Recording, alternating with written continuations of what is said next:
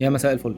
انا اسمي احمد يسري وشغال في القطاع العقاري. خليني اوضح نقطه صغيره كده علشان ننهي بيها الجدال كتير. لو حضرتك كعميل بتدور على اي سيلز عقارات يجيب لك الريكوست بتاعك اللي حضرتك بعته له في مسج بسيطه على الواتساب لا تتعدى الاربع او خمس جمل، فاعذرني مش انا الشخص المناسب اللي هقدر اساعدك او اوفر لك الخدمه اللي حضرتك محتاجها. لان حضرتك ما تبعتليش مسج واتساب تقول لي انا عايز كذا كذا كذا كذا كذا ومن غير ما افهم منك حضرتك عايز ده ليه. يعني مثلا ما ينفعش حضرتك تقول لي انا هجيب شاليه في الساحل عشان ابيعه بعد سنه ولا سنتين وتطلب ان انت تشتري في لافيستا مثلا. ده استحاله. او ان انت تحتاج ان انت تاجر الشاليه بتاعك في مشروع في سيلكشن. ده استحاله حضرتك. انت بتطلب طلب انت هتلبس فيه بعدين، وانا مش هحط نفسي في الحته دي مع سيادتك. انا مش هروح اجمل لك الطريق ولا هحلي لك الطريق، ومش هقنعك بحاجه مش موجوده على ارض الواقع، وبرده مش هقنعك بحاجه ملهاش مرجع قبل كده، لان انا مش ببيع ليك وحده وخلاص. انا مش وسيط، انا بقدم فعلا ليك كونسلتيشن محترمه بادوات مش موجوده معاك ولا مع غيري، لان انا هدفي اولا واخيرا ان انا ابني معاك محفظه عقاريه حضرتك تكسب وانا اكسب معاك. فهتلاقيني بسالك اكتر ما انت بتسالني. فلو حضرتك بتدور على شخص يخلص لك شغلك وخلاص، فللاسف مش هكون انا الشخص المناسب معاك. والحمد لله الشركه اللي انا شغال فيها موجوده في الماركت بقالها اكتر من 15 سنه، متكرمين عند اكبر المطورين في مصر وفي دبي، واي يونت سواء اداري تجاري سكني طبي